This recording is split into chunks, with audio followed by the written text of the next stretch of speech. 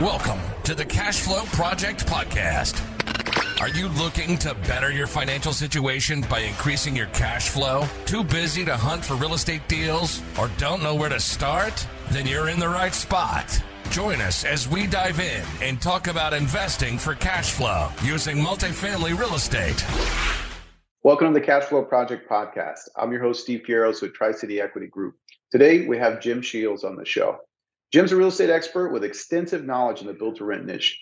He's a partner at Southern Impression Homes, a company that specializes in building rental portfolios in Florida's high-growth markets for individual investors and institutional buyers. So that's going to explain some of the water sports there in the background if you guys are watching it on the video. He's not here in Hawaii, but we are both on the coast there. In addition, Jim's a co-owner and co-founder of 18 Summers, which provides family education services to entrepreneurs and professionals seeking to strengthen their family relationships while succeeding in business. So we'll definitely dive into that here with Jim. Jim, welcome to the show. Hey, thanks for having me, Steve. Good to be here. Yeah, no, super glad to have you on. Definitely want to dive into multiple aspects of what you guys have going on and what you guys are doing. So, but for those of our audience that may not be familiar with you and kind of your story, your background, get us up to speed. How did you get started in building? How did you get started in real estate? What brought you to where you are today, and how'd you get going? Yeah, just like everyone, I just wanted a better way of doing things. I couldn't stand corporate America, my 1 or 2 years that I spent in it. And I wanted to do something that I thought could produce, and actually have some worth. And real estate just kept calling to me. So like most, I just learned some simple things. I took that big stretch of a chance and bought my first property, distressed property, 24 years ago. And it was the best real estate course I've ever taken. That first one, 432 North M Street. I still remember it well. And, from there, I just went slowly but surely into the world of rehabs for many years, and then foreclosures, and then bulk foreclosures. And that had its ups and downs. Obviously, did great for a while in California, survived the 2008 meltdown, which was quite an accomplishment, being very heavily invested in Florida and California.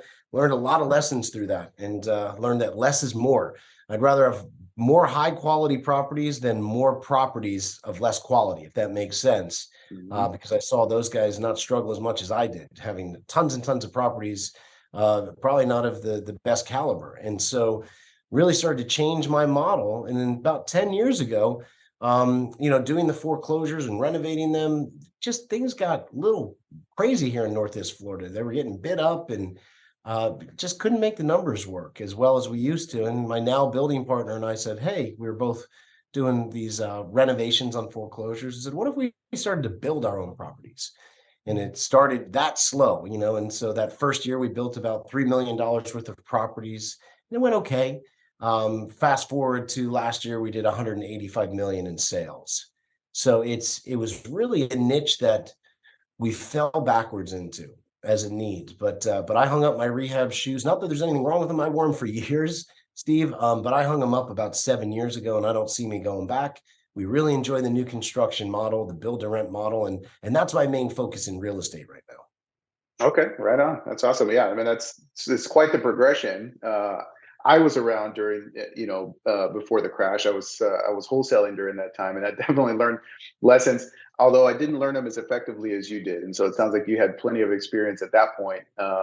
And even from just you sharing there, it's like, okay, focus on problem solving for one, mm-hmm. but also gleaning from not only your own mistakes, but the mistakes of others. Because, obviously, if you're doing any kind of volume, you're networked with other people, other investors. You're kind of seeing the larger macro perspective, and it sounds like you were in a couple of different markets. You said you had California and Florida as well. I was in California and Florida. I'd started in California and gone to Florida, Northeast Florida, in about 2005, but I was still holding properties out there. I had a lot of properties in Florida. So it was a painful lesson, and I've taken those lessons forward to better insulate myself. Where people keep saying now, is there going to be a crash? Is there going to be a crash?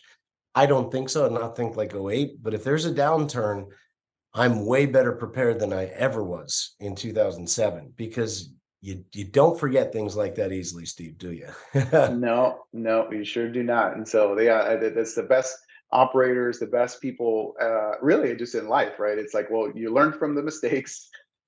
You take the mistakes, you can analyze it, and let's learn and let's be better moving forward, right? The ones that are get themselves into trouble over and over, it's like, well, I'm going to keep repeating the same mistakes over and over and over. So, yeah, right on. So throughout this time, was it just like fix and flip? Was it no, I'm buying and holding, like the foreclosures, rehabbing them, and just kind of holding them long term, or what was your strategy throughout that time?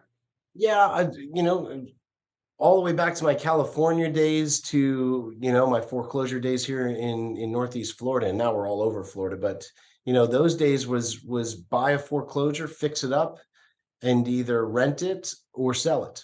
And I did a combination. I'd hold a few, I'd sell a few, I'd hold a few, I'd sell a few. So that worked really well. In the beginning, I worked with retail buyers, and then really started to see this turnkey niche. That's became a term where wasn't called turnkey when I started. It was just investors who weren't in your area that really wanted your numbers. They'd hire you to get it ready for them and get management for it. So I would always do a mixture of holding and selling and working with investors. And that's still what we do today. And that was, obviously that niche was really good to us. But I got to tell you, Steve, the thing that I've learned is I'm not a big fan of deferred maintenance. Because what I learned in '08, when I owned properties in tougher areas with deferred maintenance, man, did those checks come due. And man, was there more turnover. And that just doesn't suit me. Like you in Hawaii, I'd rather be on the beach if I can be, bud. And lots of turnover, lots of deferred maintenance. Man, that is hard. So I took a new approach into our last 10-year model of, higher quality that'll require less maintenance and repairs. And, there's no comparison from what I've seen in my experience. I could be different for others. A new construction property versus a property that was built in the 50s to different standards, and you rehab it. It's different. Yeah, you're always kind of playing. I mean, and I see that a ton here, right? Like there was a huge construction boom here in Hawaii, let's say during the 60s. So we see a ton of, these kind of older houses that have been renovated, and that's very, very common here. But that comes with its own challenges because, they weren't building the houses anywhere near as big in the 60s as they are today. And, building materials that have lasted decades. Hey, that's awesome. They've done great. Well, yeah, they've done great. But, when we've got cast iron, drain lines that are, from the 60s, and now we're fast forward, 60 years later, you're potentially going to have some issues, very likely going to have some issues. So, and then, you end up playing whack-a-mole, right? Like, especially if you're holding these guys long term. Yeah. It's one, deferred maintenance item after another, right? Well, we don't have right insulation. Oh, okay. Well, now we got to change out those galvanized steel, supply lines because they're, you're not delivering, enough adequate water pressure. And, okay, well, a myriad of different issues dealing with, tenants and, all of that as a landlord, right? So, definitely understand, all of that. And, and it sounds like you're able now doing new construction, able to kind of, all right, well, let's bypass a lot of that, right? We can deliver a much higher quality product that's going to last. We don't have to deal with that, playing the whack-a-mole, right? Like for, especially as a landlord. And I would imagine too, even fix and flip. I don't know how many calls you'd get after the fact. Let's say if you were flipping stuff, from disgruntled, buyers or whoever. Well, hey, you sold me this, this project, or from a owner or whatever. Like, you sold me this property, and it's like, well, hey, I'm going to fix what I can fix, and we'll update it and modernize it and that kind of stuff. But it's not a new house, right? Like looks good, it looks new. We call it the 3-year curse, Steve, where I learned I could take a house from the 50s or 60s and do a new roof, new heating and cooling, new plumbing, update kitchens, baths. And again, I own these houses, so I don't want to, but they're different. Like I said, after 3 years, though, my maintenance and repairs would take an upward trend. Yeah. And you just got to be prepared for that. And if you're going, man, what's happening? Well, it's been rehab, but even with rehab, that's just what I've seen. And you got to account for that in your numbers. The new construction, being 9 years in, I haven't seen that 3-year curse on the new construction, like you said, because you're not playing whack-a-mole. The barrier to entry is higher to begin with, developing land and going from the ground up, but we're able to build it more to suit, with more durability, but also the aesthetics that people want. but you're not playing whack-a-mole. You're not like, oh, it's done. Wait, the sewer main just went out. So, there's not those negative surprises. So it's, again, you can make money with both, but I always tell people, if you're going to stay with the older ones, you got to account for that. If you're saying that your maintenance and repairs and even turnover are going to be the same in an older home compared to a new construction, as long as the areas are comparable, it's not. Right. And then too, right? Like this is, you've learned this lesson after being an experienced investor for a number of years, right? It's like, hey, if that's what you need to do to get started, right? Take on the rehabs, all about it. Like, I think it's great, but as you move in, and for me, Steve, I starved myself, right? It's before I had a family.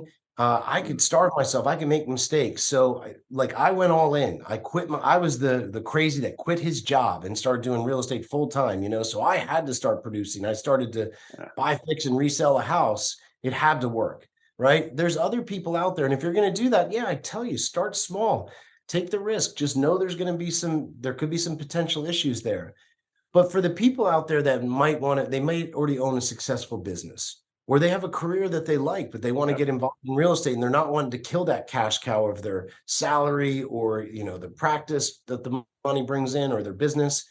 I recommend you might want to consider owning less property of better quality. Yep.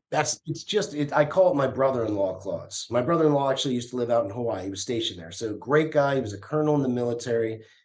People always say, what advice would you give your brother-in-law? And they say, if you like him. I said, well, I like my brother-in-law a lot. So, but I was always tell him, Alex, if you're going into real estate, own less property of better quality with less leverage. Have money to put into the deal.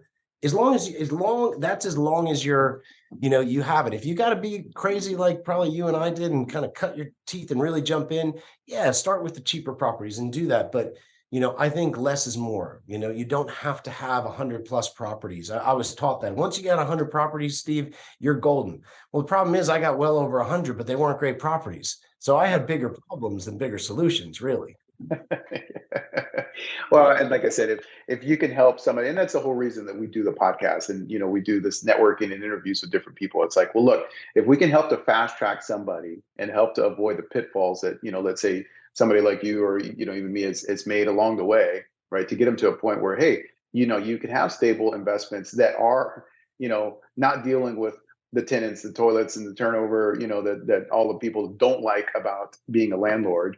Then hey, let's do that, right? Because if you are the busy professional and you've got life going on, and now more than ever, it's like, okay, well, hey, look, keep the job, keep the steady income coming. There's a lot of volatility in the market right now, but you want to augment that, add some cash flow. Hey, maybe you go the new construction route, right? You go to something that's what you guys are providing, right? This build to rent model, more of that turnkey type product, and don't deal with all of the problems, right? Like have modern construction, have a product that's going to keep your tenants happier longer, and it's going to impact your bottom line, your wallet, lighter in terms of maintenance, but long term that's going to help you out. Because anytime you do a unit turn, because hey, the tenants aren't happy because the property's old and it's not insulated as well as the new stuff, and you got leaks dealing with it. You know what? They're going to move on.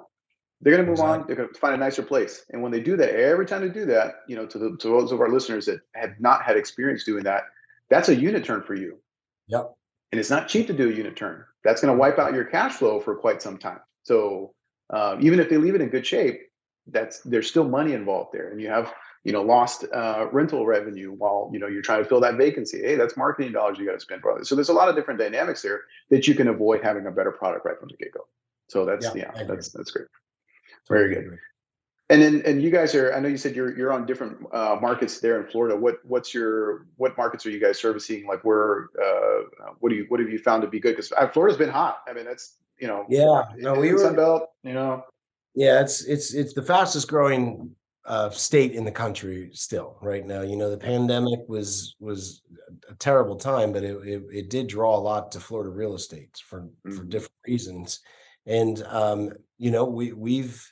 we've been able to expand on that. When you have a supply and demand issue, the demand is obviously going up and supply was already low. In 2019, like Southwest Florida, where we're in about 7 markets down there.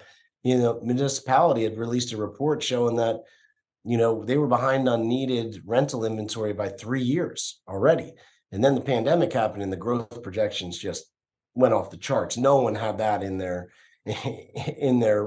algorithms, that's for sure. Yeah. So it's given us a chance to be able to fulfill a need. And we started in Jacksonville, which was Northeast Florida, was our hub area. Jacksonville, and then went out to Ocala and down to Palm Coast, Citrus Springs, Inverness, and then made our way down to Southwest Florida, kind of greater area of Fort Myers, about 7 different surrounding markets there. So that keeps us really busy. But all of these markets, they share those same things that I was taught to look for, the 5 fundamentals. They're always looking for areas that have population growth, economic growth, affordability. This is the big one, the affordability index. What's the average price of a home compared to the average family income per household? That's one where strong markets of that are highly desirable, like a San Francisco or New York, that's the one that blows them out of the water. They have population growth, they have economic growth, but affordability kills them. And then the next two are desirability, is something wanting to draw people to the area.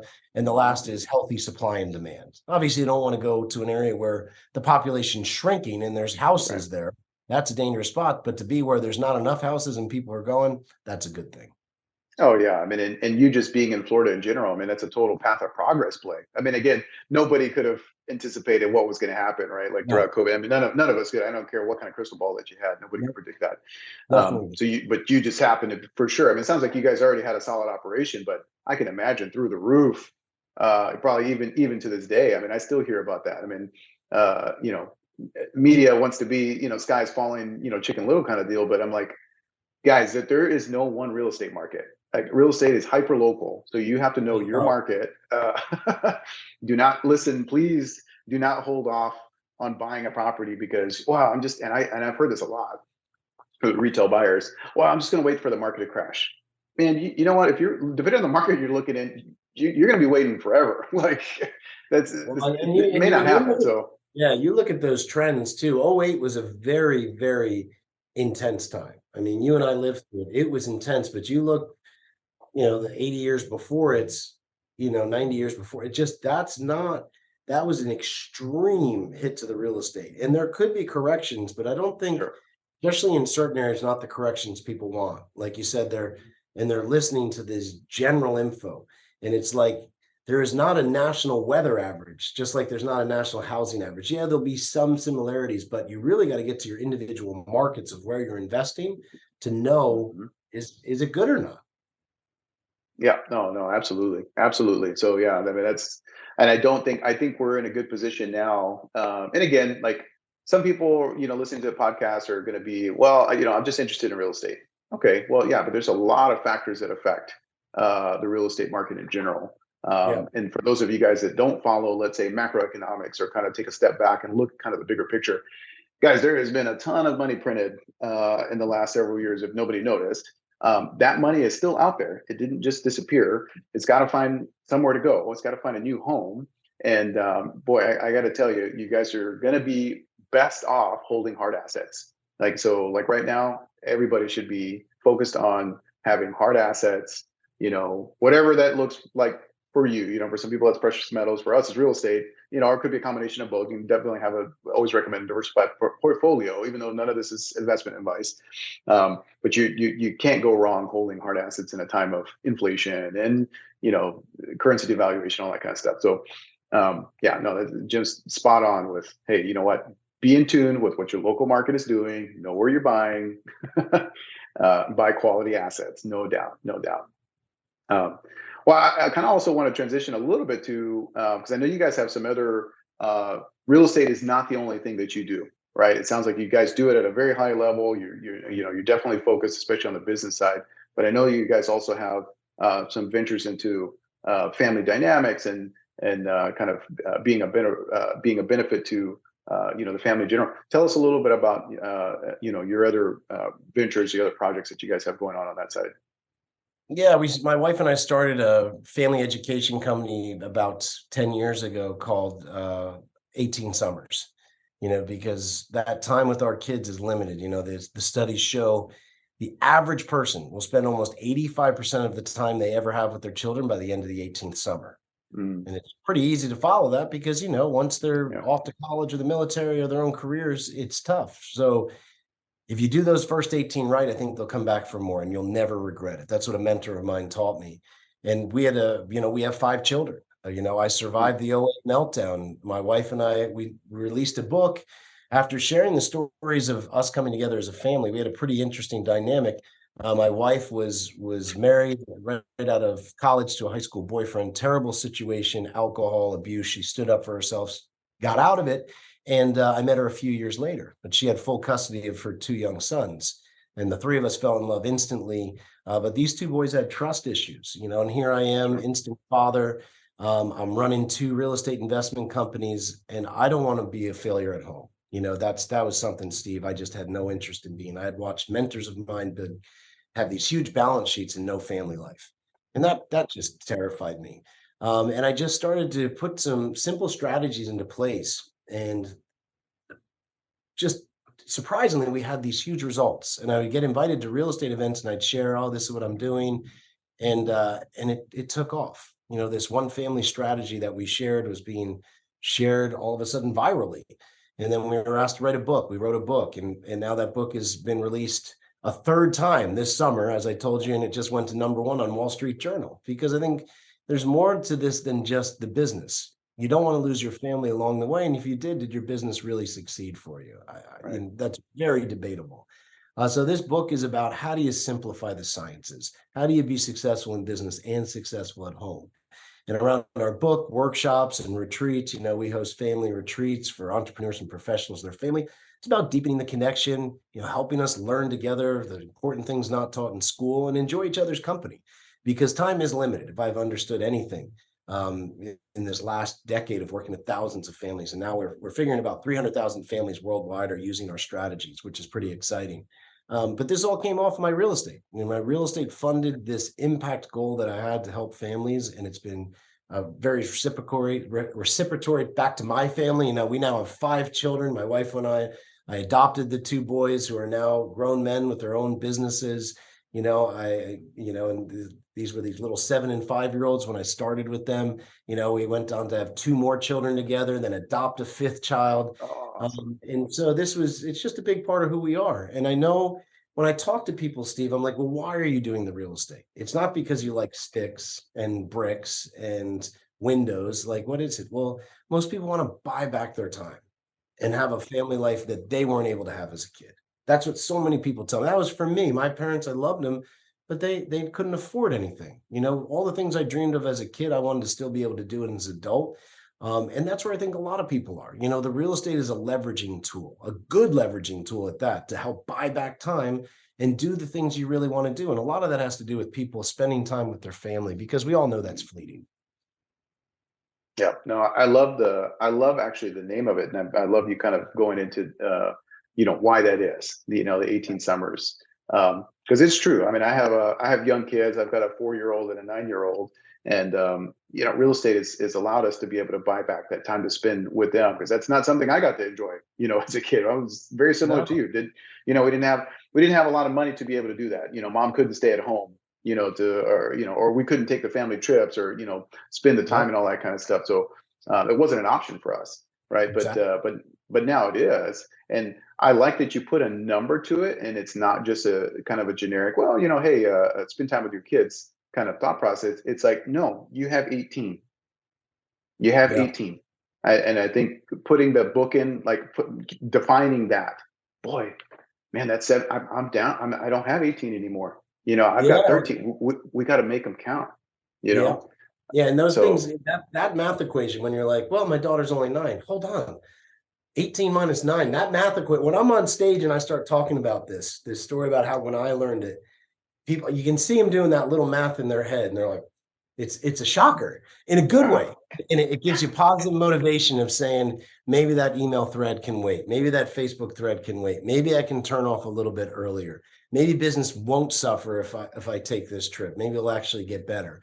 These are the things that make you prioritize, because Steve, there was terrible advice way back. I don't know if you got this, but there were some hard charging business coaches that said, put your head down for the next 5 to 10 years, go all in at all costs, and your family will understand. I think that's horrendous advice. I think it's absolutely horrendous. You can work hard and have these consistent memory makers and deposits of quality time along the way, so you can have the best of both worlds. But if you think your family is going to still be there after a decade of neglecting them, man, I've seen some really sad cases, and it helps scare me straight.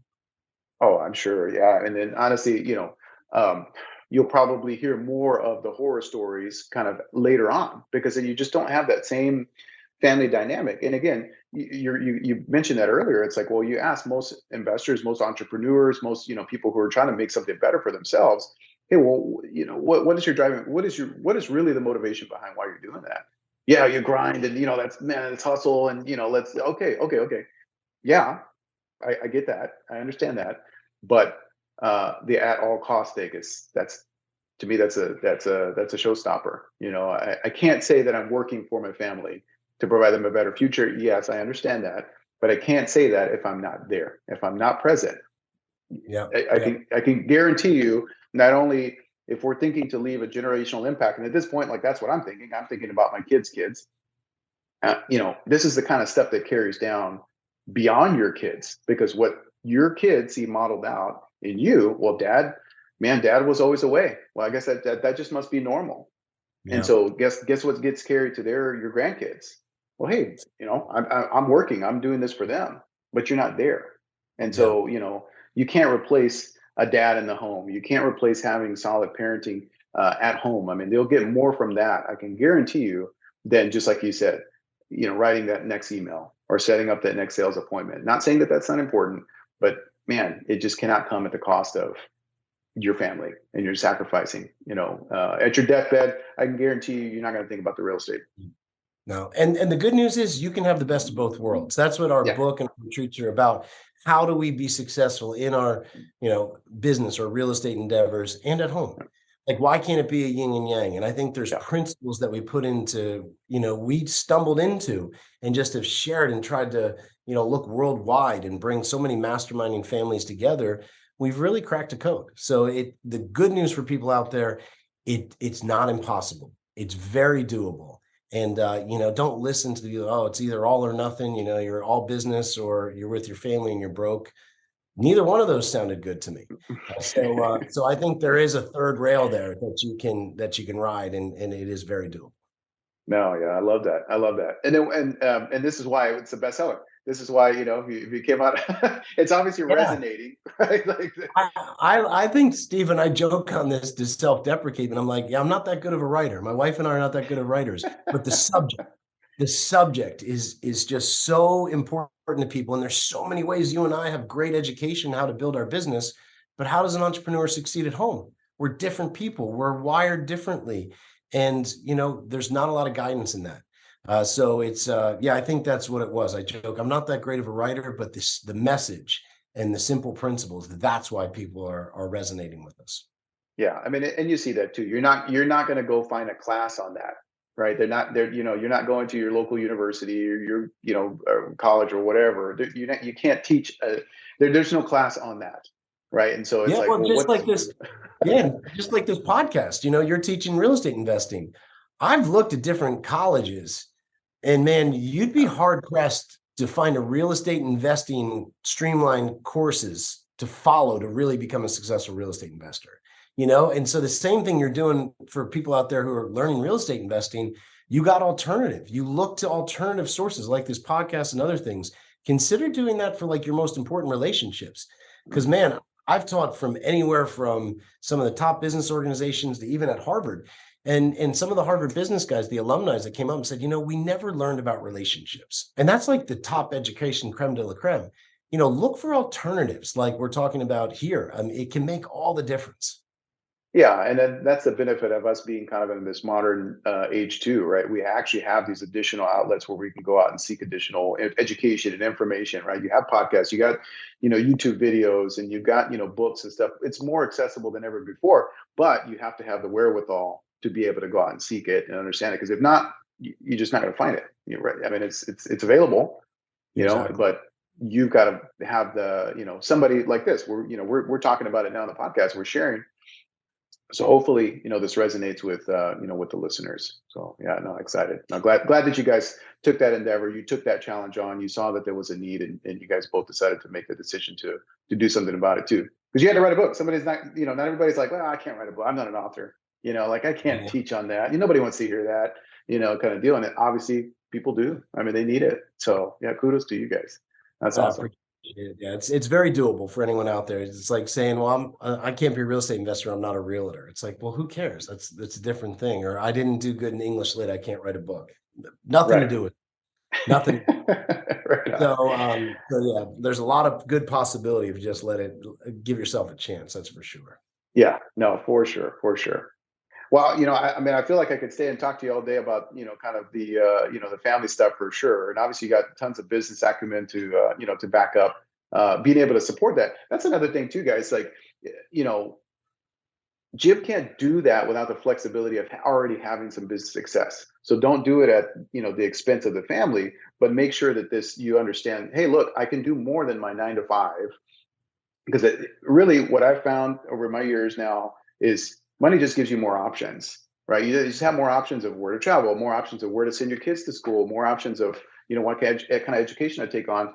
And it just gives you more flexibility, really, because you start buying back your time, right? So that's kind of the valuable component. So, think about your drivers whenever, you're setting out your goals and all that. So I'm like I said, I'm glad that you obviously realize that, but there's so many people out there that are maybe just starting, and that's not at the forefront of their mind. And so keep that in mind, guys. Or are you guys working on another? I mean, obviously, you guys re-released that, or did another edition. Yeah, we just released, and we're excited that that's got a big following for the summertime. And this fall, we have another book coming out called the Passive Income Playbook. It's really about just our story. How do we leverage real estate to buy back our time and create a legendary family life? And for us, legendary family life, that might sound pompous, but believe me, all legendary for my wife and I, was the fact we wanted to do all the things we dreamed of as kids and we never got to do. And then I lost my father 2 years ago, and I said, all the things my dad wanted to do and he never got to do, I want to fulfill in my lifetime for both of us. So for us, that's what legendary family life's about. No, I love that. I love that. My dad passed a few years ago as well, and I'm sorry to hear that about yours. He never got a chance to visit Hawaii, and it's one of those things where we've been out here for almost 14 years now, and it's such a beautiful place. Just like I'm seeing your photos there in the background, and just like Florida, right? Florida's an amazing place, a very special place, and it's like, oh gosh, like when you don't have the options, right? When you don't have the margin, you don't have the wiggle room that gosh, I mean, you just almost feel like, oh no, we got to be able to do these things, right? We got to have that extra, those more options, right? To be able to do more with the family and the things that are actually really meaningful to us. Because I wish I could have been the case for us, but anyways, thinking about parents is just like, okay.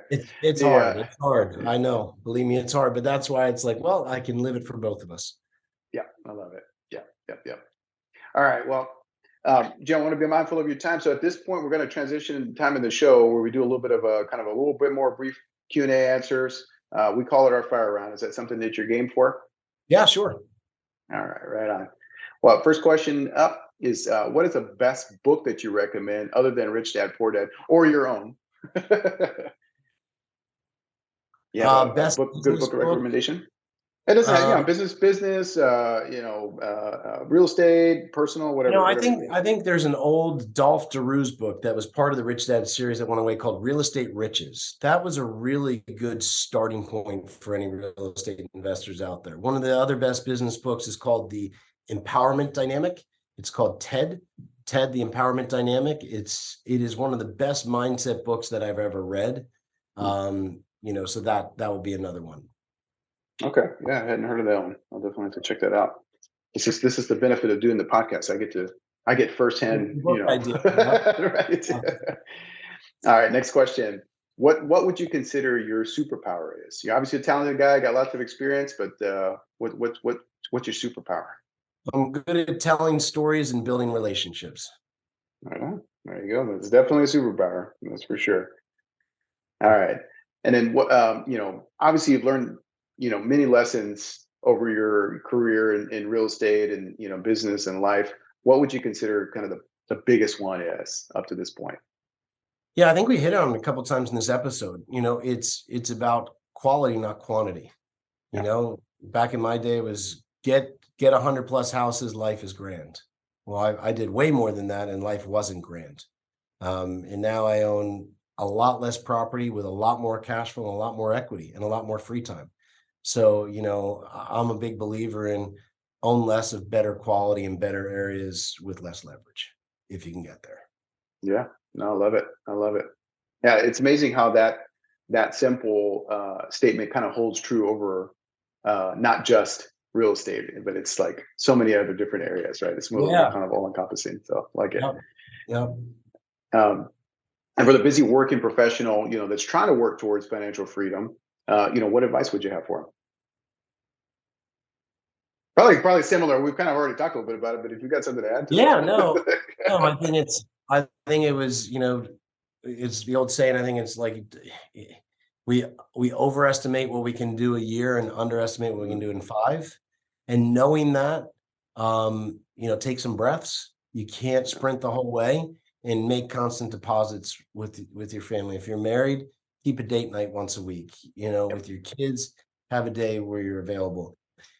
Turn off your phone for an hour or 2 a day. Yeah, I'm always on, I'm grinding. Great. You need times of complete and total unavailability for your own sanity and for the people you love the most.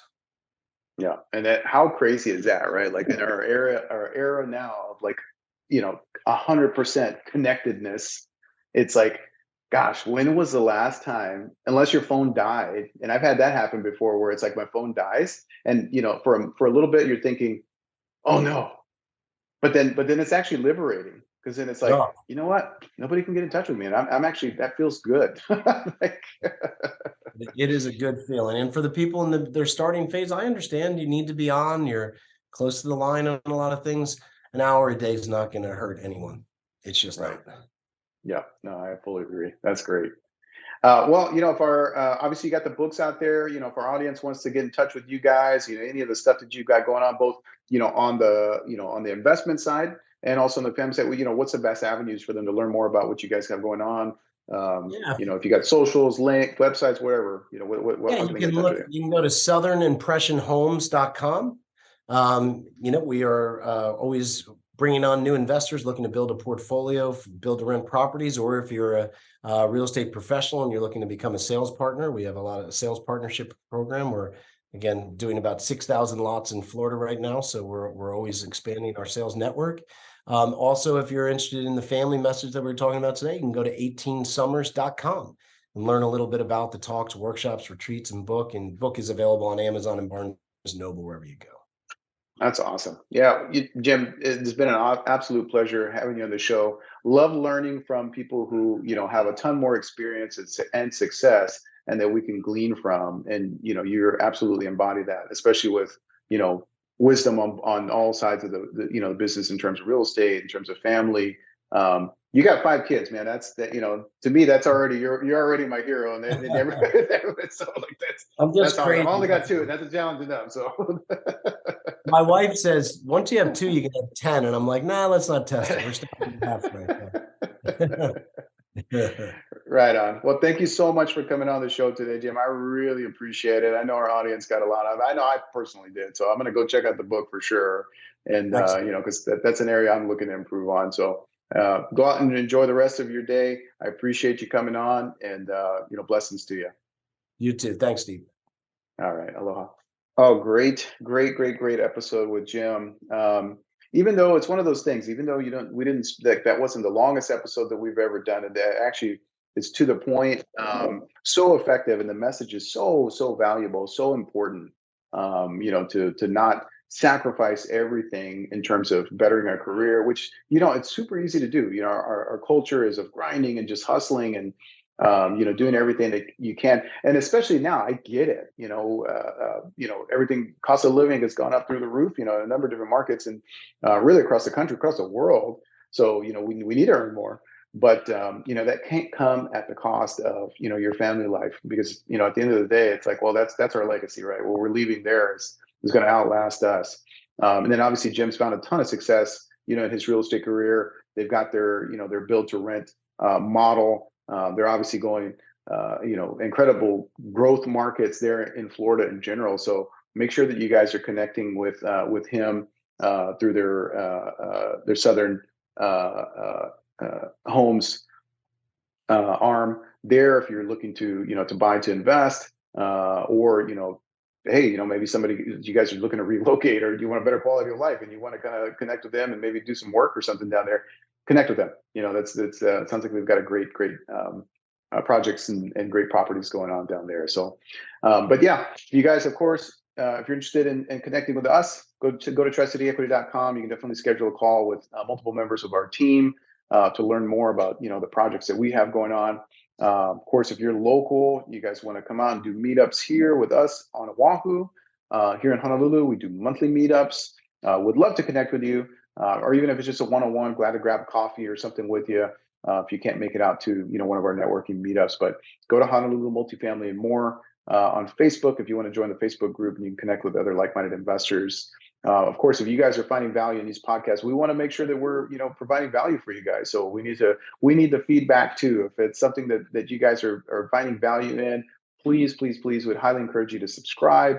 Leave us a review, let us know, hey, if you love it, awesome. Let us know. If you hate it, let us know why you hate it. We'd love to always make improvements and get better. And please make sure that you're sharing the podcast with those if you guys are finding value. So yeah. And then of course, make sure that you guys are making plans to attend the conference coming up, Hawaii Millionaire Mindset Conference, June 29th to July 1st over here in Hawaii on the beautiful Big Island. It's going to be an amazing time. If you guys were there last year, we had so many great connections made, so many great speakers come out and share wisdom and knowledge, strategy, experience. So make sure that you're making plans to connect there. So it's going to be a life-changing experience for a lot of people. So highly encourage you guys to do that. There's still tickets available. Rooms are getting low for sure. So make sure that you're making plans. All right, guys. Well, that's going to be it for today. We'll be signing off, and we will see you on the next episode. Aloha.